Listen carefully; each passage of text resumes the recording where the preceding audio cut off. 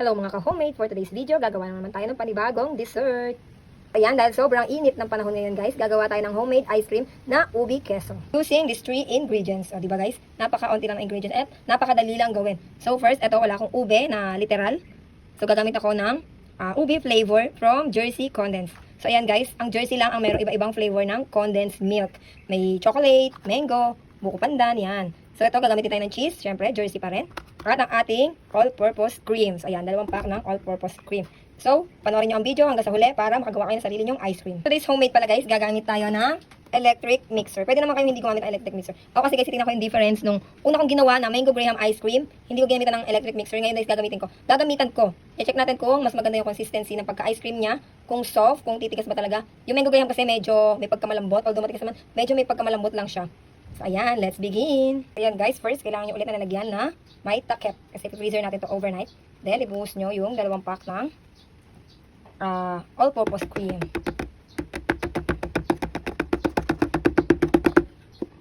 Ko pala yan overnight. Next naman natin ilagay ang Jersey Ube Condensed. So, ayan guys, kung gagawa kayo ng mga dessert, perfect na perfect si Jersey. Kasi napakadami niyang flavor na pwedeng gawin pang dessert. May chocolate, may buko pandan, may mango, at itong ube nila na napakabango guys. Promise, napakasarap nitong ube. At napakabango. Ayan. Kaya pag mix ko na yung dalawa guys, next naman natin ay imimixer ko na siya.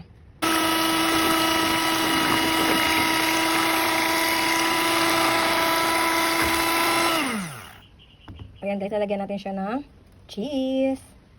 Saka natin i-mixer ulit.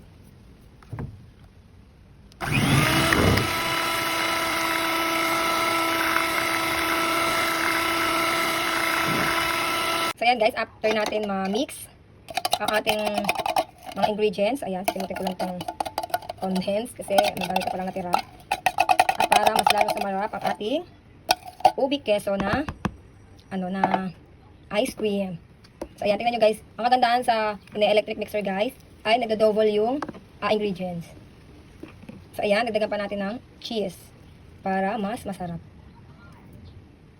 So ayan, nagtira lang ako guys para sa pang toppings. Ayan, mix lang natin guys. Mix. After ma-mix ang ating mga ingredients, ilagay natin natin ang queso pang toppings. So ayan. Grabe, ang bango. Amoy na amoy ko yung ube kondensada.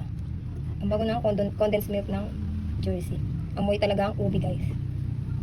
So ayan, damihan nyo yung cheese para masarap. Ayan, sisimutin ko ulit ito kasi meron pa para may design ang ating taas. Diba? Ang design.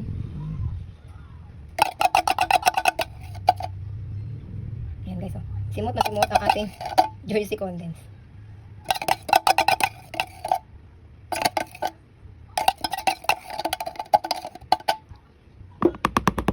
Ayan.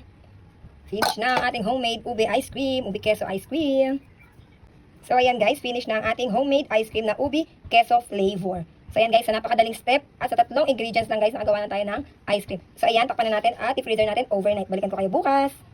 So guys, ito na ang ating homemade ube queso ice cream. So ayan, after 24 hours or overnight sa ating freezer, eto na siya.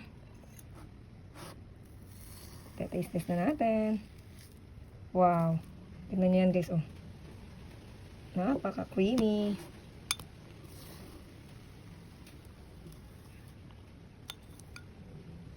Ayan guys, oh. O diba, napakadali lang gumawa ng ice cream. Sa simpleng ingredients guys, at sa simpleng step, makakagawa na kayo ng sarili nyong ice cream. So ayan guys, grabe, napakabango.